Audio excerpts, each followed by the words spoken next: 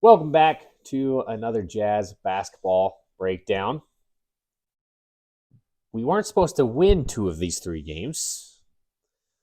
Now, given didn't have to play Embiid last night and a couple other players missing, and then didn't have to play Lillard tonight. But beyond that, I had Middleton, had Lopez, Giannis. You ask 100 strangers out there on the street what happens when we play at Milwaukee without Damian Lillard, I think you'd probably get 99.5 saying it's going to be a Bucks win. Right. And man, we came out playing with an energy and a speed and moving the ball. It was nice. Light year different, right? Comparison on the way we approached this game compared to the way we approached Boston. And yeah, we shot out of our minds in the first half, no question. Mm-hmm. But still, even if we don't shoot out of our minds, we were up 33. Like, it's not like that was the only reason we were winning. I loved the way Markkanen came out physically wanting to battle Giannis. He came out physical, and you saw it that he wasn't putting up with them getting physical with him when we were on offense off the ball and running, and he was, doing what needed to happen to draw the fouls. Even though he shot, I think he was 5 of 15 overall today. Yeah. Loved his game. Yeah. 21 points, 13 rebounds. 14, I thought 14 rebounds. 14. Could be. Loved his game today. In that physicality and that strength and the way that he was running and the way that we were getting out as a team in transition. Right. Starting with our defense, man. And Kris Dunn, dude. Kris Dunn. Freaking Dunn. Holy crap. This was a performance by Kris Dunn. What a display. And we were worried that he wasn't going to play down the stretch in the fourth quarter because that's what's been happening with this team by some damn puzzling nature. I don't know, dude. It's pissing me off. I don't know. This guy needs to close games. Did you see what happened? He comes in and we are up 8. And on our heels. And crumbling. We are dying out there. The ball is stopping, normal kind of Jordan Clarkson ball. We bring in Dunn, and all of a sudden, it's calm. He gets Markkanen an easy look. He gets, moves the ball around, goes back there, and the way that he doubles and still recovers to his guy, his timing, man, of when he doubles. Let's go kind of laughing during the game on watching Clarkson try to double, and then watching Kris Dunn come and perform it, and you're just like, yeah, that's just. You're not going to compare. It's so unfair to compare that because Kris Dunn, his timing of when to really attack that. There were a couple of times that he left early as the ball was in the air to Antetokounmpo, so that he kind of sliced under him as he was trying to turn and drive.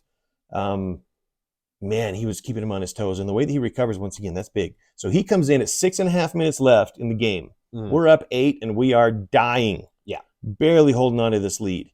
He comes in, immediately calms the game.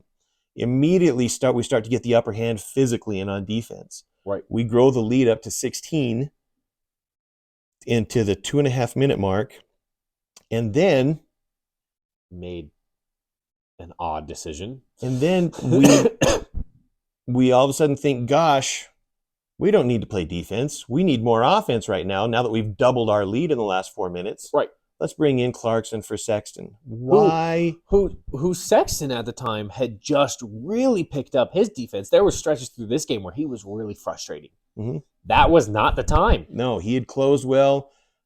He had one shot in the fourth quarter that was a little bit kind of dribble into it in his own kind of, if he makes it, great, but it's not a smart shot. Man, I do not get that sub at all. That's the second game in a row that we've done that down towards the end, thinking, gosh, we need offense right now when we are clicking on defense and the transition game is money. And all of a sudden the ball kind of gets a little stiff for a couple possessions just in his hands. He ends up hitting one shot. And then we have a couple possessions. And after that, it seemed like Kris Dunn was kind of like, go stand in the corner. Get out of here. Clarkson comes in and he goes 1v1 against Connaughton, right? Mm-hmm. And hits a tough jumper over him at 2. Immediately gives up a wide open 3 on the other end. Typical Clarkson defense. Right. And that's the point. I mean, he does have wow moments of offense in some of these moments, but you automatically get that negative on defense, and sometimes you get the positive on offense. So, man, we got to stop subbing this guy in situations like this. Today is puzzling, and same thing that happened when we were at Philadelphia. We talked about that in our video.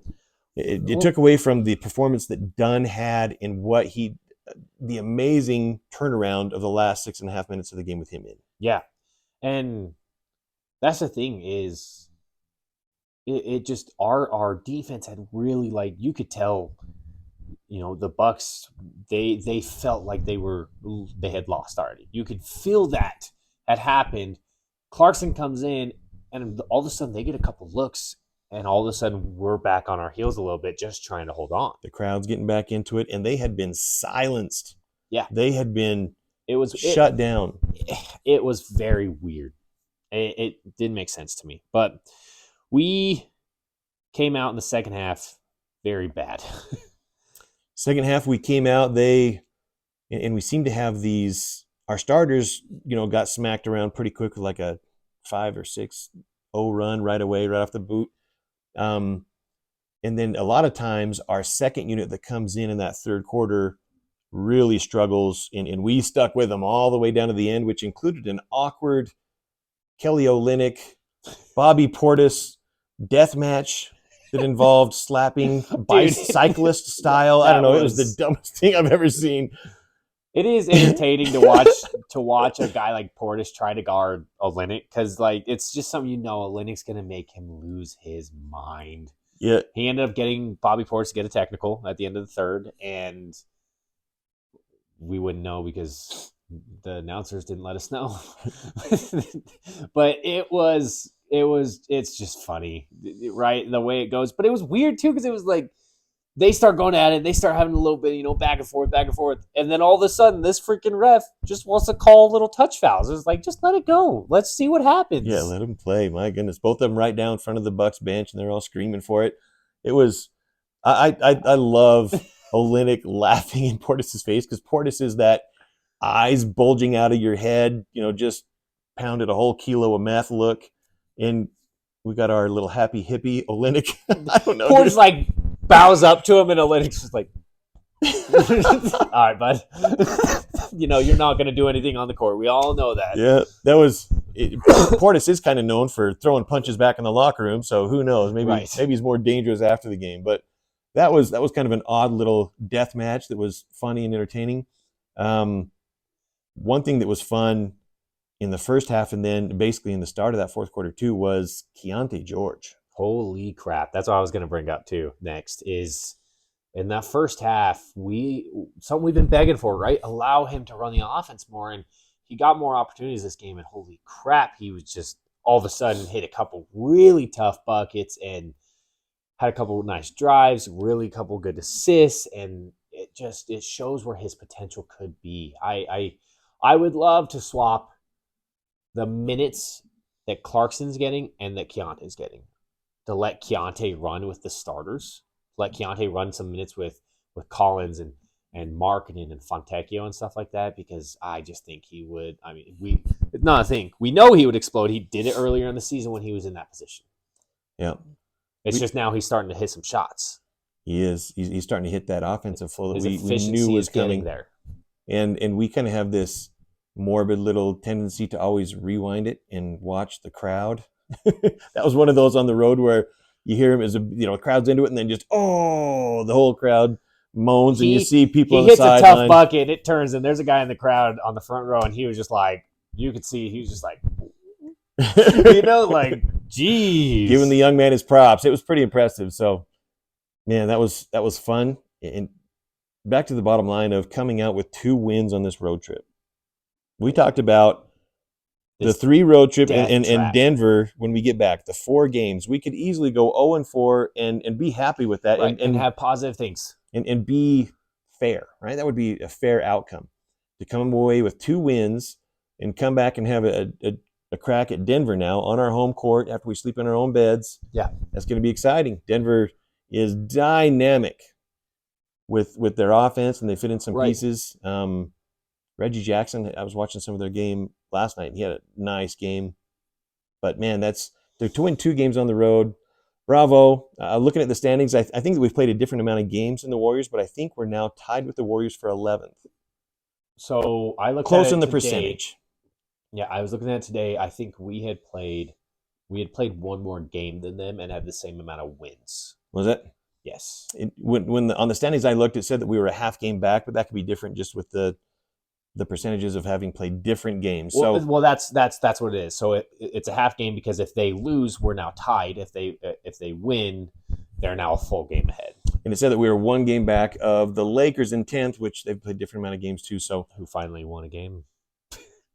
They're finally, and they're shuffling their lineup and trying to figure out what to do with all their league minimum players they've added that everybody was cheering and yeah. So interesting spot with the standings. Interesting run, and we're about to start a 6-game homestand. Yes, which I will be at the last game at the home against Oklahoma City Thunder. We'll be there against the Thunder.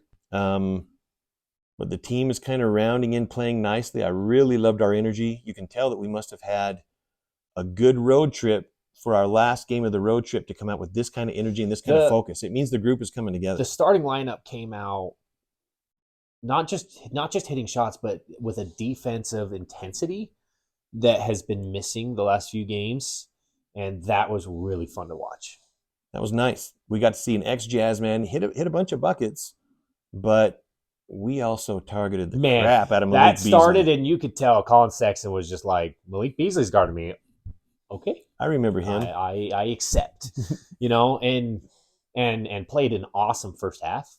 I think part of the run that happened the second half was Sexton going backwards to being very kind of old, start of the season, last season, put your head down and not really look for the extra pass or anything like that. I think that's a big part of, not just the only part of, but a big part of why that run happened in the third against our starters was because there was way less ball movement, and that centered around Jordan Clarkson or Colin Sexton. It's a habit. Just can't help it, can you? Habit. You sick bastard. But centered around Colin Sexton there, and so this was a game that like really showed like the two monsters of good and bad of what Colin Sexton can be. True, and he's been so much more consistently on the good lately. For sure, that's an anomaly, and that's something you live with. 100%. If that's kind of just an irregular game, but it kind of shows also with Malik Beasley where an offensively capable player, but that also has so much negative that he gives up on the defense, really doesn't help that much on a team. It's a big reason why we traded him last year. Right. That's a huge part of it. There was some of the development of Abaji and stuff like that, but a huge part of why we traded him is because, he can come out and hit some shots, but he is a horrible net negative on the defensive side of the court. You remember that stretch where we were playing him and Clarkson together a whole ton on the court? Mercy, that was murder.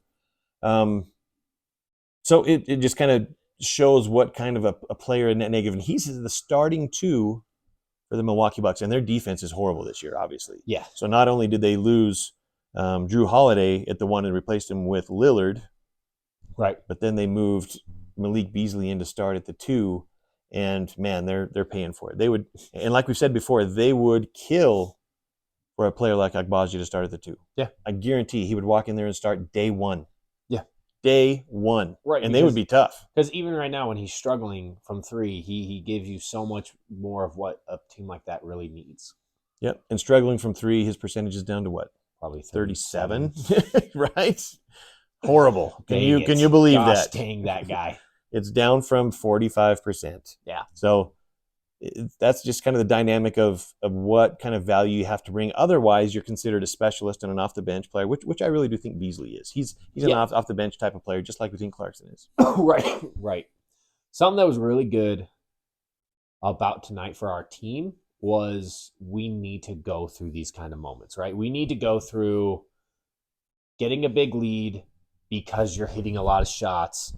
Okay, now the shots are falling. How do you win this game?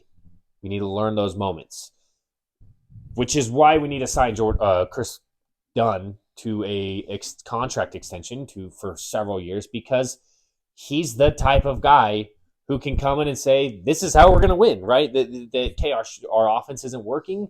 Clamp down on the defensive side of the court, stop the run that's happening, and let's get some easy looks and start moving the ball. He's the perfect type of player, which we continue to go back in a playoff type of atmosphere when you're going to have moments where the other team defensively shuts you down or your shots aren't falling. How do you win these games against these elite teams? He is the perfect freaking player for that. Absolutely. And he's selfless. They talked about how he's been so vocal and been, a motivator on the court and in the locker room. What is he, 29 years old right now? He's Am I off on 28 or that? 29. Yeah, right there. And he's at a league minimum contract, if that. I saw there was a jazz show on YouTube that I caught a little bit of earlier in the year, questioning why we would even guarantee Dunn's contract. It blew my mind. And this guy needs to be extended. He's a guy who, I have friends who are like, yeah, Kris Dunn shouldn't be in the NBA. I have people at my work who say that and things like that. And it's like, watch the game. Don't just go look at highlights of the game. Don't just go look at a box score.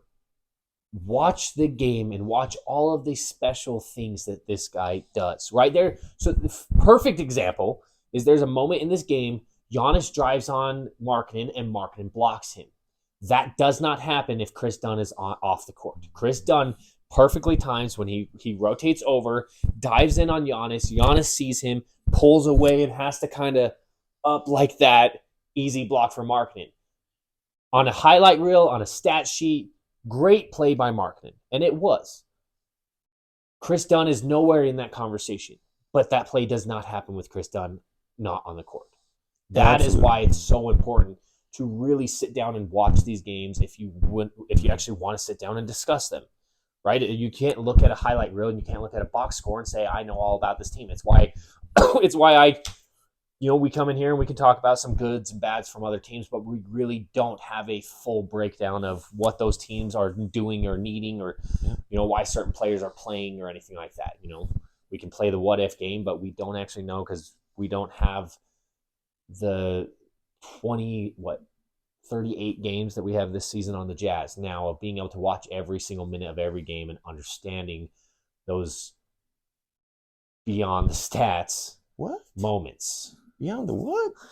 And there are several times this game where he's all the way on the far side wing when there's a screen that happens and there's somebody who's rolling into the post. He'll show enough that it thwarts that pass, doesn't let that passing lane be open so the guy can recover, and then he's already back on his guy. Yeah. So many times he makes that kind of movement, and it blows me away. For a guy who's not crazy athletic and explosive, he covers so much freaking ground. Right. And recovers back to his guy. A lot of it is just his understanding of when to do it, right? There's coming over and doubling, which some players, you just send them over to double, they kick it over to an open corner three on the other side of the court. The way Kris Dunn times it is you can't really see the corner three. You can't really make that pass. It puts the player in a position where even though your guy is open and you're not on your guy, it's not as simple as just throw it to the open guy. And we've talked about it before on the show, just the toughness and the way that he has a great reach, he has long arms, the way that he's able to reach in and knock away the ball without getting out of position and doing it, so that if he misses the ball, he's still right in there and chests him and keeps him in front of him. The amount of things this guy does is absolutely incredible. And I don't know with his contract structure if we have to wait till the offseason to get that set up and everything with him, but my goodness, let's get that guy locked in. I hope we keep him on this team. He is a guy who, we mentioned during the game that Keyonte George and the kind of ceiling that we could see from Keyonte George, a big part would be keeping a guy like Kris Dunn on the team, because Kris Dunn is the first guy to be up and celebrating with his teammates when his teammates are performing, and he's also taking Keyonte under his wing, and Keyonte already has that same ability on the offensive side of the court, that he can do a lot of things and he can end up with 3 assists, but realistically should have had 8, 9, 10 assists because of the way he makes the right decision. He has a similar play style on the offensive side of the court to where he can really affect the game. In some games he has 3, in some games he has 13, and it's like, how does that happen? It's because he's making the right play that doesn't necessarily give him assists. Man, that was fun. And what a overall fun game to watch, the ups and downs on the roller coasters, and at times we look like we're a higher of the middle of the pack team, right? Upper middle class maybe, and at times we look like we're down low still in a young team and losing leads and doing silly things. But but you can start to see the foundation. Once again, I'm begging the coaching staff, play through our defensive lineups, Yes. defense to offense, and get Markkanen the ball more. I don't care if he's 5 of 15 today. He should have 20 shots this game. Yes, and it's in the right positions, right? In the right spots.